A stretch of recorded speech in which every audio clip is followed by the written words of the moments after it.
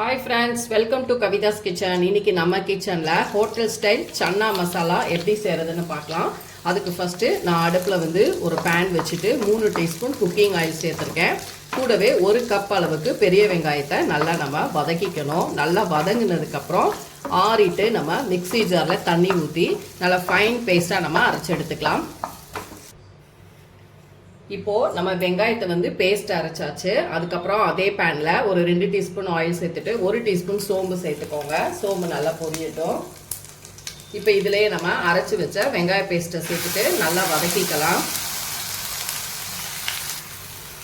2 தக்காளி பேஸ்ட் அரைச்சதையும் சேர்த்து இந்த வெங்காயத்தோடய நல்லா வதக்கிக்கலாம்.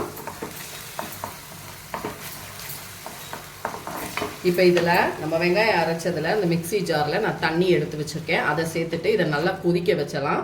ஃபஸ்ட்டு இது நல்லா கொதிக்கட்டும். கொதித்ததுக்கப்புறம் நம்ம மற்ற மசாலாக்கள் எல்லாம் சேர்த்துக்கலாம். இப்போ நம்ம மசால் பொடி சேர்த்துக்கலாம். நான் 1 டீஸ்பூன் அளவுக்கு காஷ்மீரி மிளகாய் தூள் எடுத்திருக்கேன். அதே போல் 1.5 டீஸ்பூன் அளவுக்கு மல்லிப்பொடி சேர்த்துக்கலாம். ஒரு 1/2 டீஸ்பூன் அளவுக்கு கரம் மசாலா சேர்த்துக்கலாம். நீங்கள் காஷ்மீரி மிளகாய் தூளுக்கு பதிலாக நீங்கள் தனி மிளகாய் தூள் கூட சேர்த்துக்கலாம். ஆனால் காரம் மட்டும் கொஞ்சம் குறைச்சிக்கோங்க. இப்போ இது எல்லாத்தையும் நல்லா மிக்ஸ் பண்ணிக்கணும். மஞ்சள் தூள் நான் ஏற்கனவே சன்னா வேக வைக்கும் பொழுது வேக வச்சு எடுத்துக்கிட்டேன். இப்போ நல்லா கொதிச்சு வரட்டும். இப்போ இதில் நம்ம ஒரு 1/2 கப் அளவுக்கு கெட்டியான தயிர் சேர்த்துக்கலாம். தயிர் சேர்த்து நல்லா மிக்ஸ் பண்ணிக்கோங்க. நான் ஆல்ரெடி சன்னாவை ஓவர் நைட் ஊற வச்சுட்டு நல்லா வாஷ் பண்ணிவிட்டு குக்கரில் 4லேருந்து 5 விசில் ஒரு 1/4 டீஸ்பூன் மஞ்சள் தூள் சேர்த்துக்கலாம். அது கூடவே ஒரு பிரிஞ்சி இலை, ஒரு 3 கிராம்பு, ஒரு பெரிய பீஸ் பட்டை, அதுக்கப்புறமா ஒரு அன்னாசி பூ சேர்த்துட்டு நல்லா வேக வச்சு நான் எடுத்து வச்சுருக்கேன்.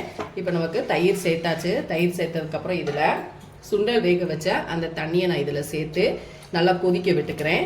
இது கொதிச்சதுக்கப்புறம் ஒரு 2 கொதி வந்ததுக்கப்புறம் நம்ம வேக வச்ச சன்னாவை சேர்த்துக்கலாம். இந்த ஸ்டேஜில் நம்ம உப்பு சேர்த்துக்கலாம்.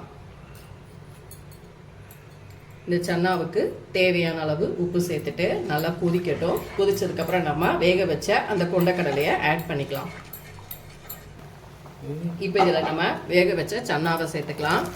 சேர்த்துட்டு இதை நல்லா கொதிக்கட்டும். நமக்கு தயிர் சேர்த்து நீங்கள் செஞ்சீங்கன்னா டேஸ்ட்டு சூப்பராக இருக்கும். கண்டிப்பாக அந்த ரெசிபியை ட்ரை பண்ணுங்கள். இது சோளா பூரிக்கு செம காம்பினேஷனாக இருக்கும். இப்போ இது இன்னும் ஒரு 2 செகண்ட் மட்டும் நமக்கு கொதிக்கட்டும். இதிலே நம்ம ஒரு 1 டீஸ்பூன் அளவுக்கு சுகர் சேர்த்துக்கலாம். இப்போ இதை மூடி போட்டு நல்லா நம்ம கொதிக்க வச்சு எடுத்துக்கலாம். ஃப்ரெண்ட்ஸ்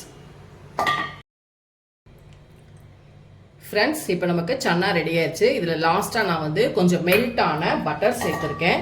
பட்டர் உங்களுக்கு வேணாம் அப்படின்னா நீங்கள் இதில் ஆயில் மட்டும் சேர்த்துக்கலாம். நான் சும்மா 1 டீஸ்பூன் அளவுக்கு மட்டும் மெல்டட் பட்டர் சேர்த்தேன். கூடவே 1 டீஸ்பூன் அளவுக்கு கசூரி மெத்தியை நல்லா கையில் எப்படி நம்ம க்ரஷ் பண்ணிட்டு சேர்த்துக்கலாம். அவ்வளோதான், சூப்பராக நமக்கு hotel style chana masala ready ஆயிடுச்சு. கண்டிப்பாக இந்த ரெசிபியை நீங்கள் ட்ரை பண்ணி பாருங்கள். ஃப்ரெண்ட்ஸ், நமக்கு சூப்பரான hotel style chana masala ready ஆயிடுச்சு. கண்டிப்பாக நீங்களும் இந்த ரெசிபியை செஞ்சு பாருங்கள். சோளா பூரி சப்பாத்திக்கலாம் செம காம்பினேஷனாக இருக்கும். இந்த வீடியோ பிடிச்சிருந்தா லைக் அண்ட் ஷேர் பண்ணுங்கள். மறக்காமல் கவிதாஸ் கிச்சனுக்கு சப்ஸ்கிரைப் பண்ணிக்கோங்க. ஃபேஸ்புக் அண்ட் இன்ஸ்டாலையும் ஃபாலோ பண்ணுங்கள். அடுத்த வீடியோவில் உங்களை சந்திக்கிறேன். தேங்க்யூ.